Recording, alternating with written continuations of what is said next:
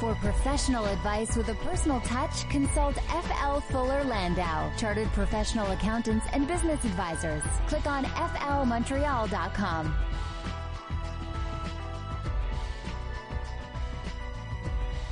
Good evening. Welcome to today's Entrepreneur, presented by FL Montreal, a program about the entrepreneurial spirit that drives Quebec business. My name is Dan Delmar, along with FL Montreal's Josh Miller, to begin our 10th season. Good evening, Josh. Hello, Dan. And I hope you had a good summer. How was your summer? Summer was amazingly warm. Mm-hmm. I will not complain because I love warm summers, especially after days like today and what's gonna come in the winter. And the summer had to be one of the most hectic summers. You know, no vacation so far this year, but so business was good. There was almost no time to escape. Although I don't necessarily have a happy family, but other than that, it was really good. And for those that, you know, weren't sure, is the economy doing well or not, I got to tell you, there are transactions out there. People are doing business. There's really no shortage of buying and selling and working and making profits, at least in the customers that we're dealing with. But of course, you got to do it smartly, and you got to think ahead, and you can't stand still, and you always reinvent yourself, and you always got to keep your eyes open and your ears open and networking. You know, there's a lot of effort that goes into it, but there is a definite payoff. I think one of my greatest trips this summer was when I went out to the woods near Lac-Mégantic for 4 days and turned my cell phone off. That I think was very beneficial to my business, and I highly recommend it once in a while for entrepreneurs. Just turn your phone off and go away for a few days. And by the way, one of the reasons why I love my trips to Asia, to Hong Kong, is I'm 15 and a half hours on a plane, and I don't believe in Wi-Fi on a plane, by the way. I'm going to be in denial for that. 15 and a half hours, nobody can find me. So this evening is our first episode back for our 10th season. It's incredible that we've been doing this for 10 years, Josh. But it's also our 199th episode, 199. So next week we have something special planned. We do. And you know, you think back over the 199 shows, Dan, and we've been doing this since day one, since December 2009, and some phenomenal entrepreneurs. But next week, our 200th show, we couldn't just pick one that was going to be outstanding. What did we do? Well, you know what we did, because we did it together.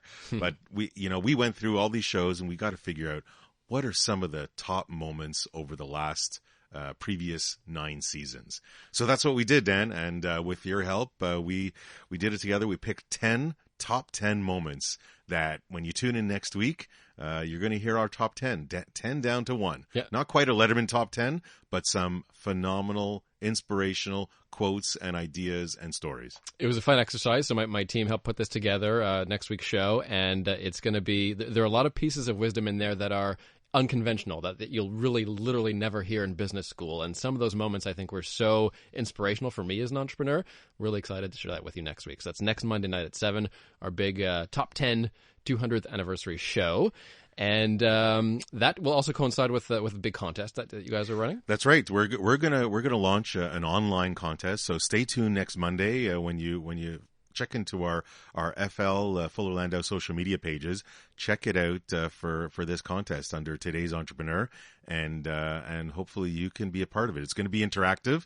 We're 200 shows in, so we're going to find a new look and a feel, and this contest, and of course it's about entrepreneurs. So stay tuned and check it out online. Now tonight we do have an entrepreneur on the program, and we'll be chatting with the franchisor, founder of Allô, Mon Coco. His name is Tom Bountis, and Tom joins us in a few minutes here on CJAD.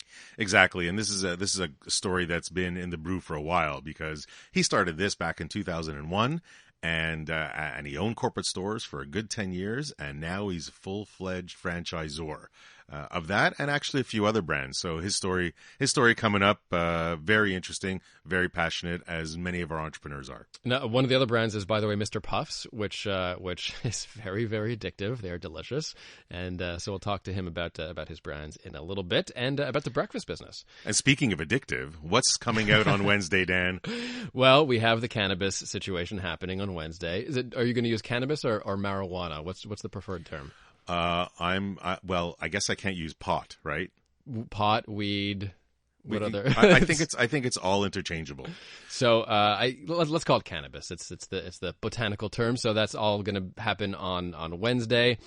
First, what are your thoughts about the private sector plan here? Is there any opportunity for the private sector in Quebec? Because that's what I found most disappointing about the rollout. It's there might be some opportunity and some spin-off, but some of the laws that are coming out, and this was an article that I read yesterday actually, was that for those that wanted to sell products with cannabis leaf on it, or the term 420 or something along those lines, you're banned. You're not allowed to do that. After tomorrow or tonight at midnight, tomorrow night at midnight, you are no longer allowed to sell those products. So some of the stores that are out there, the prohibition type stores in Laval, which is the article that I read, you are no longer allowed to sell this. It is becoming very government run. As we know, it's the Quebec way with as we've seen through SAAQ and the like, and it's going to be limiting. There's no doubt there's going to be some fallout. It's I don't know if our new CAC government, because he's a CPA by trade, so maybe he'll have a little bit more business in him, and maybe that will change some of the criteria. But for the time being, all these products that are associated with it or have the picture or something, all the T-shirts and caps and all that, no more. It is illegal to sell all this stuff. And it's subject to quite high fines and penalties. That's what's not going to hold up in court. I don't think some of these restrictions are pretty severe, and there's already court challenges actually happening right now. There is, but this is still so new. The cannabis wave that we're going to experience come this Wednesday is going to touch so many different areas and as we've spoken about on the show in the past, it's going to touch every single entrepreneur that has employees, because do you have a policy to deal with drugs? Most companies, I would think, if they have a policy manual, it deals with alcohol and drugs, but you might have to take a second look at it. You might have to see what you're contributing if you don't do that.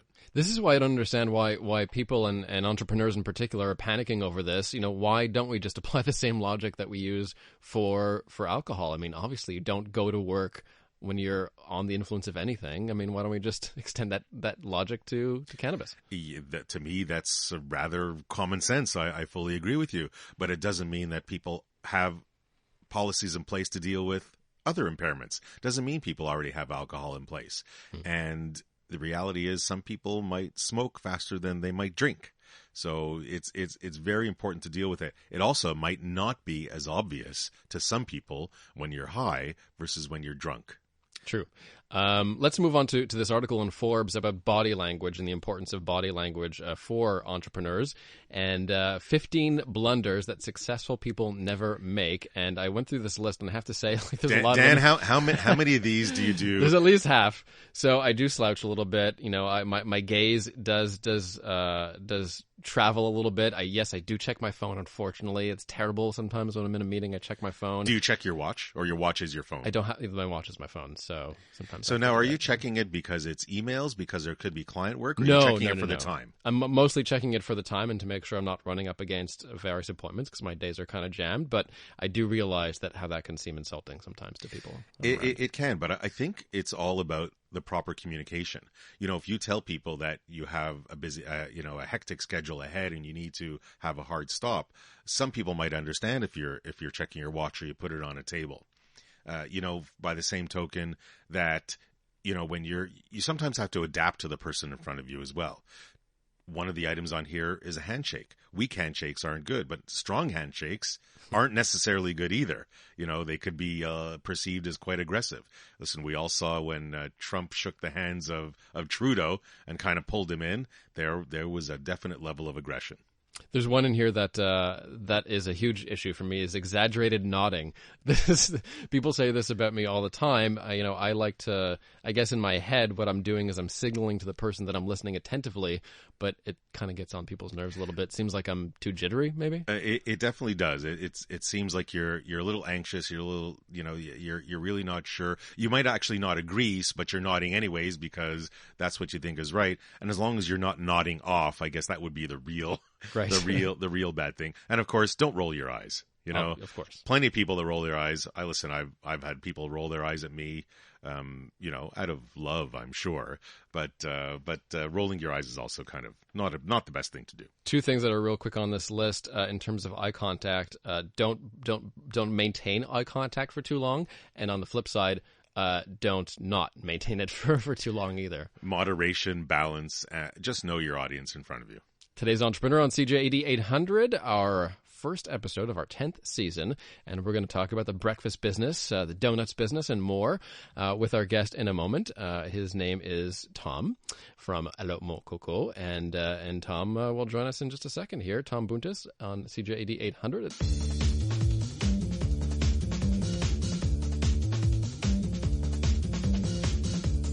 For professional advice with a personal touch, consult FL Fuller Landau, Chartered Professional Accountants and Business Advisors. Click on flmontreal.com. Inspiring stories from outstanding business people. Dan Delmar and FL Montreal's Josh Miller with you for today's Entrepreneur, the first show of our 200th. Sorry, no. 200th episode is next week. It's not the 200th season, no, Dan, not yet. Or you're looking real good for that. It's our 10th season, and next week we're going to do our 200th episode with some of our top 10 moments. So stay tuned for that. And this evening we're going to roll on. Number 199 is Tom Bountis, the founder of Allô, Mon Coco. Welcome to CJD, Tom. Thank you very much. Thank you for having me. So as we normally begin every program, for the few listeners that may not know what Allô, Mon Coco is, please let the listener know what it is. Well, Allô, Mon Coco is breakfast. I mean, we do breakfast, we do pancakes, we do eggs, we do Benedicts. Started all in 2001, and we've evolved. I mean, we've evolved to be a modern concept today. From the chickens on the walls that we started in 2001 to a great ambiance, a great lighting, and a great design to greet the people. Now, what happened in 2001? Why did this start to begin with? Well, it was two friends actually back then, and we wanted to open up a breakfast concept, and we bought a breakfast concept. So it was called Allô, Mon Coco in St. Dorothy in Laval. So at the time, and I think everybody knows the story, but I'll elaborate. We didn't have enough funds to change the name Allô, Mon Coco. We wanted a more vibey concept, but when we had the money, the Allô, Mon Coco had grown on the people that were coming, our clients. So at that point, we couldn't change it anymore. So Allô, Mon Coco actually grew on us more than we grew on the Allô, Mon Coco. So when you're changing, I know we're skipping a little ahead, but when you're thinking about changing or increasing the marketing, or when where you're changing your name and the name is attached, what else do you do? What else do you consider to change the look, the appearance, the feel, to bring more people in? What are the concepts you think of? Well, at this point, what we did was we wanted to keep Allô, Mon Coco, so we said, you know what, we're going to rebrand. So we're going to change the mascot, the logo. We changed it into an egg with the 3 buttons and the Le Petit Papillon. Mm-hmm. And from that, we worked into modernizing our concept. So we changed the colors. We went to the red, to the orange, the white, the dynamic colors, and then everything followed soon. Now, when you're doing all this, is it a focus group? Is it all your idea? Do you have a small team around you? Because rebranding is not a small effort, and it's definitely something you take very seriously. And you can have maybe too many cooks in the kitchen when you're doing that. So, what worked for you? Of course. Look, we hired a great designer, Dimitri Smolens, DSD Design, and we've stuck through him through the last 6 years of our growth. I mean, he did a great job. He's old school, old dog, 75 years old today. And, I mean, he has a vision. He has a vision for the brand, and I respect what he saw when I met him in 2010. So it was like, Tom, this is what we want to do. If you let us, we can present you something great. And you know what? This is what he does. I flip eggs for a living. So he's the designer. So we took it from there. Can you tell me about some of your other brands? Because you have one in particular, that those little addictive Greek pastries that I just can't get enough of. Tell us about where Mr. Puffs comes from and your recent, it seems like your recent expansion. Yes. So Mr. Puffs is a fantastic brand. I mean, it's sugar. It's a drug. So I mean, Dimitri Smolens is also part of that design as well. I mean, we redesigned when we started launching our expansion, and you see when you have a great team behind you and you can expand good with a great concept. You see, Mr. Puffs has 11 locations today. It's a success story as well. Now, coming back to Allô, Mon Coco, when you told me an interesting story a short while ago, and when you were building the first location, you focused it around something specific. Of course. What was that specific part? The kitchen. Why? I mean, we understand why. It's a restaurant. Yes. But what was your vision? Okay, so I'm a kitchen guy. I've always flipped eggs for since I was 18 years old. So when we met Dimitri, we said, look, Dimitri, we're going to start from the kitchen. We're going to make sure that the kitchen can support the restaurant that we build up front. So if we're going to do 150 seats, which is a typical Allô Mon Coco today, we have to be able to service properly. So we don't want a customer coming in and spending half an hour to get his plate. It has to be done in 5 minutes. So we'll build the restaurants back front, not front back. So whatever 50% of my 50% of my restaurants are the kitchen. Has that changed in the 17 years that you started? No. If you look at today, the 36th store from the first store, the kitchens all look the same. They haven't changed. We've changed some equipment, but the kitchen itself still the same.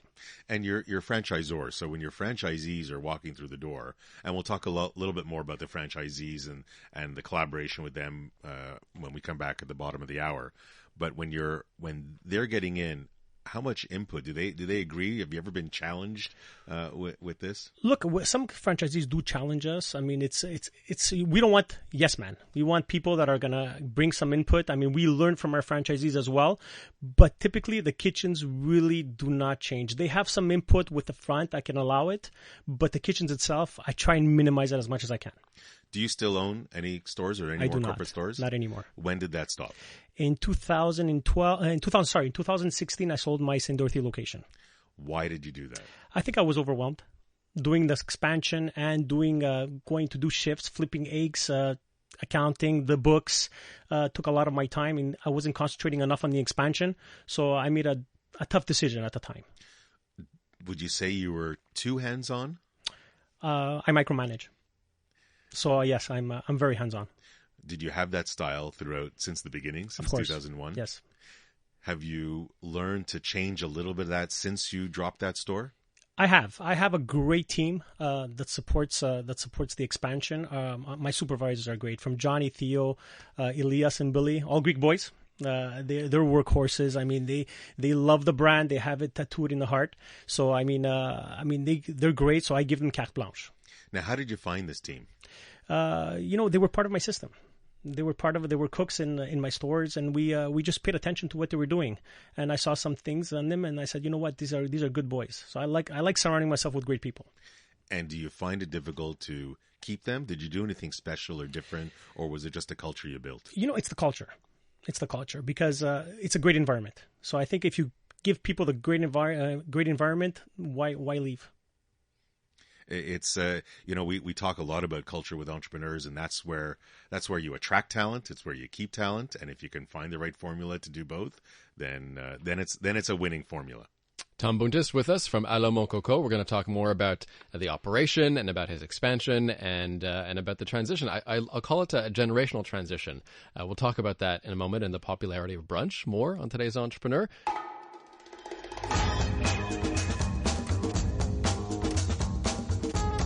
For professional advice with a personal touch, consult FL Fuller Landau, Chartered Professional Accountants and Business Advisors. Click on flmontreal.com. Welcome back to today's Entrepreneur, a program about the entrepreneurial spirit that drives Quebec business. Dan Delmar and FL Montreal's Josh Miller with you for the start of our 10th season here on CJAD 800.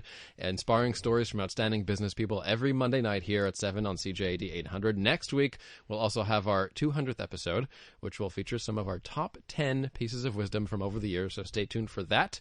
This evening, we're chatting with Tom Bountis. He's the founder of Allô Mon Coco, our profile for this evening. And Tom, I have to say that it's kind of a millennial stereotype, right, that we're all into brunch so much, but it's kind of true, and it struck me because you had this one really beautiful location that opened up on Saint Laurent and Mount Royal in what was a supper club, and I keep walking by it, and I'm thinking to myself, we used to go to that club 10 years ago, but today we're going for brunch instead. Yes. What happened there with our generation that we just switched from club to brunch? Well, I think they call us the supper club of the breakfast industry. It's ironic, but that location was the old Mac bar. Is that right? Something like that. Macaroni bar. Yeah, macaroni bar. So I mean, it changed. The philosophy changed as well for breakfast. I mean, people. Today, the 18 to 34, they get up in the morning, they dress up, and it's a lifestyle to go for breakfast. It's a post, take a picture, look at what we're eating. So I mean, it's the new wave of clientele. Just as I imagine that the marketing efforts over the years, from 2001 till 2018, not quite the same thing. Did you do any marketing when you first opened? Like, how did you reach the people? It was all word of mouth. So from 2001 to 2012, 13 maybe, I didn't have a budget. It was $0 spent. Today, we hired Catherine Warren, very young, dynamic, and she understands what we need for Allô, Mon Coco. So, she does Mr. Puffs as well. Mm-hmm. So she understands our reality, and we spend a lot of money on marketing. Would you say that, just before we get to the social media aspect, would you say that in those first 10, 11, 12 years where you didn't have a budget to spend, did you give away product? Did you maybe in the stores say, have people try this? Or because that was how people got to word of mouth, right? Word, if the product was great, if the food was great, they go on. So was giving away product part of that Not marketing? At all. Not really. Not at all. It was people coming, enjoying breakfast, and then talking to their friends about it. Today, people talk less, post more. So that means that you've kind of jumped into that 21st century. Exactly. Certainly with Catherine. And are you personally active in it? Do you enjoy that? She feeds off me. She wants my opinion, obviously. But like I said, I flip eggs for a living. I let the marketers do what they have to do. I let the designer do what he has to do. And I let the construction team do what they have to do.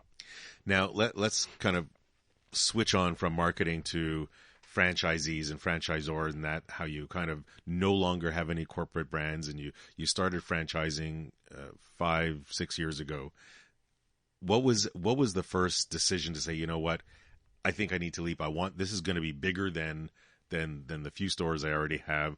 I just want to have that vision to franchise Allô, Mon Coco. Well, I think in 2008, when I did my first expansion in St. Dorothy, there was such a demand that people actually pushed me to sell them a store.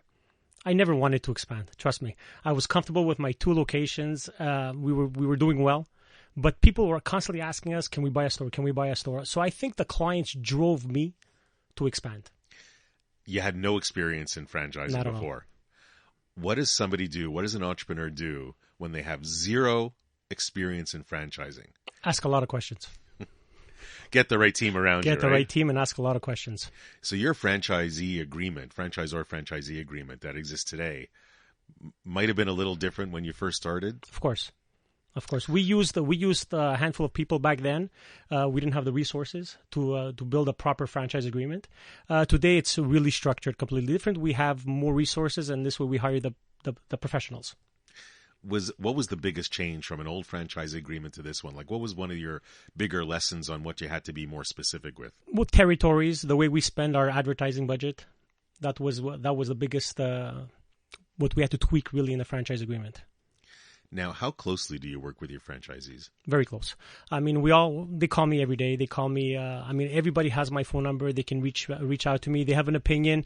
We're there to listen to them. A lot of the menus, when we change them, they have some great ideas. So we always pick at their brains as well to see what's going on in their market, because every store is a little bit different. From Distraunt to Centropolis to Victoriaville and Drummondville, those clients are completely different.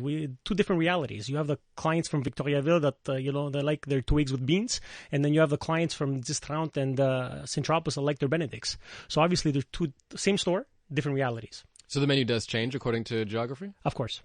Same menu, but we try and implement plates that, through the daily specials, that will attract their clientele. And purchasing for one store and purchasing for you're how many stores now? You're 36 stores now? Stores, yes. So purchasing has definitely changed over the years as well. Of course. So we have great partners in Cisco Canada, Oleni Farms, Saputo, Olimel. So these are all partners since 2001. So they've grown with the brand. So they know our needs as well. And we haven't changed our products since day one. We're still using the same ingredients. That's phenomenal, and definitely that means you understand your costs and everything is pretty accurate. How did you work your pricing? Do you work backwards? How specific are you when you're pricing your menu? Well, we always work our pricing backwards, but not every plate is percentage wise the same. So we have different price points for our 2 eggs bacon, different price point for our Choco Coco, and the profits are different for every plate. So some plates push more than other plates, but at the end we look at our bottom line, and it has to be a certain percent to make sense. And do the franchisees have any? Because we're explaining it's a somewhat of a collaborative environment. You definitely get the input of the franchisees. How far does that go? Listen, we're All open ears. We don't. I don't say no to them. They have an input. They call. They give us their information. We take it. We see them. We're not no people to them. We'll take their input and we'll analyze it. No, and listen, there's give and take too. Yes, they're franchisees. Yes, they have to follow the franchise agreement, but the goal is to have the best product and locations together. Of course. Because when you're strongest together, that's what's going to happen. And when we come back at the break in a few moments, we're bringing back Nick Moraidis coming on air, and we're going to talk a little bit on the franchisee side, when they're setting up and kind of corporate structure, so they get it, because you're on the other side, of course, Tom. yeah. So we'll talk about this, but before we get there, there's no question that when you're talking about your business and all the franchisees, location has got to play a huge aspect. How do you find your locations? What has been your, I won't say secret, but your style, your philosophy? Well, we use a great developer. His name is Charles Garrow. Again, 76 years old. Old dog, has been around the block. He understands my environment again. He came in 2011. When he saw my location in St. Dorothy and I showed him what I did in terms of numbers, he blew off the seat. He's like, it's impossible you do these kind of numbers in St. Dorothy. So all we did was take our concept and put it in an environment where it's going to succeed. So we target big malls, big block, and we found our niche in those environments. There are a lot of brunch places out there, a lot of breakfast places. Yes. A lot of them are very famous. I won't name them. What makes you different? What is your recipe for standing out from the pack? Well, our decor is fantastic, and then our food is. Our food is what makes the brand. We have our potatoes are different. We boil our potatoes. We don't fry potato. Our English cream is to die for. Our pancakes are freshly made. Everything is done freshly daily. We cut our fruit daily. So, it's a bit different. I'm not going to say it's different from our competitors, because I don't know what our competitors do. But from the feedback that we get from the clients is that, why do our fruits taste so fresh? So it's because we cut daily. It's been our secret from day one. How many eggs are you cracking every day? Every day? Yeah. We crack about. Actually, we had a little contest last week, and I think we. Dan, do you should a guess year. before he gives you the answer. You want to guess, Dan? Oh my God. A year. A year? A year. $500,000? $500,000? No. I have no idea. I would have said $1.5 million to $2 $1 million. No, about 15,200,000. Oh, wasn't even close. 15 million eggs. 15 million eggs a year. Yes. Wow. It's a good thing it really doesn't cause cholesterol problems. I think that's great. I think your story and working with your franchisees and collaboration is amazing, and that certainly helps keep everybody going strong. All right, Tom, thanks very much. We'll hang on, and we'll have your one piece of advice for today's entrepreneur in a little bit. Perfect. And coming up next, as Josh mentioned, Nick Moraidis, tax partner at FL, talks about some tax issues from the perspective of the franchisees. That is next. For professional advice with a personal touch, consult FL Fuller Landau, Chartered Professional Accountants and Business Advisors. Click on flmontreal.com. Inspiring stories from outstanding business people, Dan Delmar and FL Montreal's Josh Miller with you for the 10th season of Today's Entrepreneur. Nick Moraidis is here, tax partner at FL. We'll talk about franchisees. Tom Bountis, from Allô, Mon Coco, also sticking around, and we'll have his one piece of advice in a second. But first, welcome back, Nick. Hi. Talking about franchisees, Josh, this can get complicated. What's one common mistake you think for franchisees in going into some of these arrangements? Well, I think have they run their own business before? Have they had partners before? Do they understand the mechanics of owning a corporation? Because assuming that's what you're going to do. So there's a number of areas that it's a quick question, Dan. That's a really long answer. But I have all night. But Nick is getting hungry after the conversation that we're having about Allô, Mon Coco and breakfast. So we're going to turn to Nick, and I guess you think more from a corporate structure and tax perspective. What are some of the challenges or things that entrepreneurs should consider when they're a franchisee entering into this agreement? So you're walking into a business, and one of the reasons you're doing a franchise is hopefully reduce your risk of failing. Here it's got a proven formula. It's been a proven product. The name is out there, and you're hopefully getting a better chance. There's also chances are a more significant investment because of that. So you're walking in saying, how am I going to structure myself? Do I do it on my own? Do I do it a partnership, corporation? And we tend to move people into corporations. Now, why? One is there is a liability issue, and corporations do provide liability protection against all your other assets, and that's something that's key.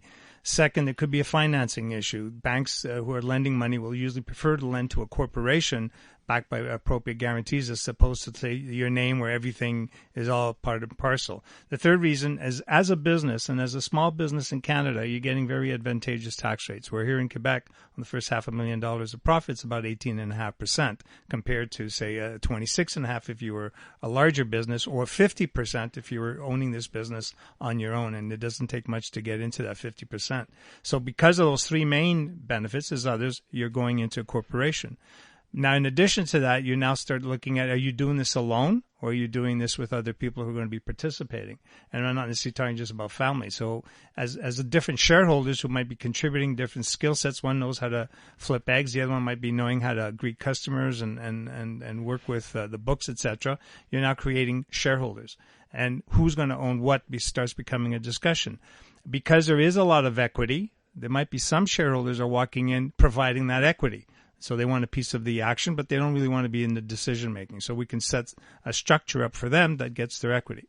Now, I'm just going to turn to Tom quickly. We didn't address this earlier in the program, but do you have a selection criteria for your franchisees? Do they need, certain expertise, capital? What do you look for quickly? Well, exactly. Like Nick said, I mean, capital is very important. And then we have the bank screens them for us. And then experience, we look at the families, we look at the people themselves. Will they be able to handle the pressures of the restaurant industry? I mean, the early hours, the long hours. I mean, don't forget, this is weekends. This is holiday Mondays. This Christmas, it's New Year's. All this plays a role. So for us, when we look at the families, are you willing and able to do all these hours and commit to the brand? If you are, let's go. If you're not, it's not for you. Right. So, Nick, as you come back, and these franchisees are getting into it, that corporate structure and how much they take home and how much they keep in their pocket. Absolutely. And especially when you're introducing other people, who amongst the people is the boss? Who's going to have the voting rights to decide what to do? And that may be a discussion with the franchisor as to who's going to be the real lead behind it. And once you bring in all these people and you're deciding who's participating, who's not, who's voting, who's not, you end up going into shareholders agreement. In many cases with Josh, we know, and we're just two guys or three people starting a quick business like that, shareholders agreement is down on the bottom of the list as to what you want to do. But when the franchise situation, there's a lot of money involved. There's a third party who's watching, who has a right to say or veto certain business decisions. You need a much more stronger shareholders agreement. So now you've got your company, you've set up the parameters, you've got your shareholders agreement. Now we can get into family planning.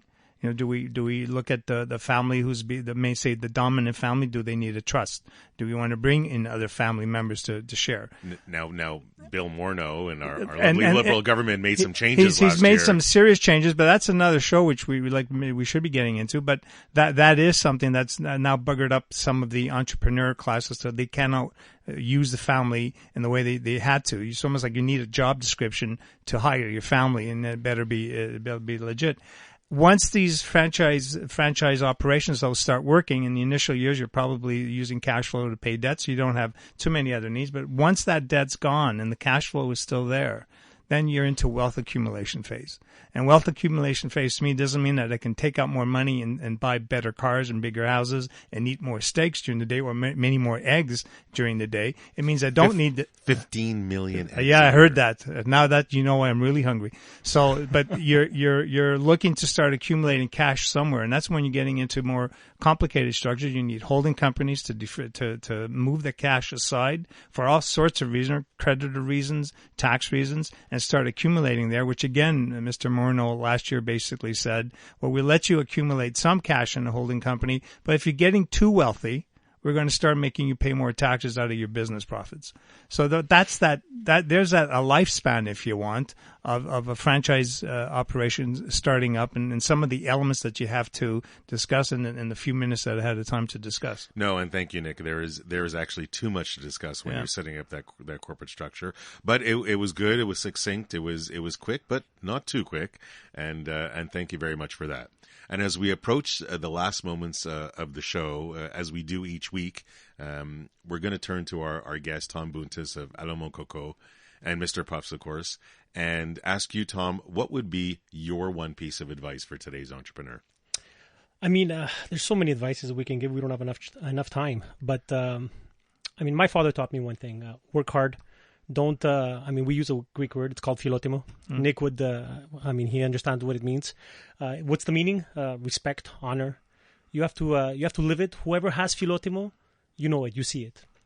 So that's what he taught me. Be true to yourself, work hard, be humble. Be humble, and that's it. Anything else is a cliche. So, if anybody's starting a business, get proper advice, seek great tax. You should always have a tax lawyer next to you or a great accountant. A great accountant. Yeah, a great accountant. Yeah. You should Thank always... you for agreeing, Nick. Yeah. You should always have these people. They're going to save you a lot of money. If I had done it back then, I would have been better off today, but we just didn't have the resources. And, again, stay true to yourselves. Work hard. Best piece of advice. Thank you so much, Tom. And definitely that's certainly clear in what Tom's story is. He worked hard. He was there. He rolled up his sleeves and he made it work. He wasn't an absentee owner. Certainly in a restaurant, that's impossible to do. But that's certainly definitely part of his success. Show number 199, Dan. What's next? In the books, next is number 200, which is going to feature some of the top 10 moments from the past decade. Some really, really interesting entrepreneurs on deck. I went through this myself. It's going to be awesome. If you are an entrepreneur or no one, you must tune in next week at 7 p.m. It's going to be great. And please tune in to our online social media, the FL. We're going to have a contest starting next Monday. So tune in for that too, as today's entrepreneur gets a little bit new feel. Tom Bountis of Allô, Mon Coco, thanks so much for stopping by and congrats on your success. Thank you, gentlemen. And Nick Moraidis, thanks as well. We'll see you Good back night. soon. Don't forget, next week at 7, and all the episodes, all 199 of them, at the community section at flmontreal.com. Have a good night.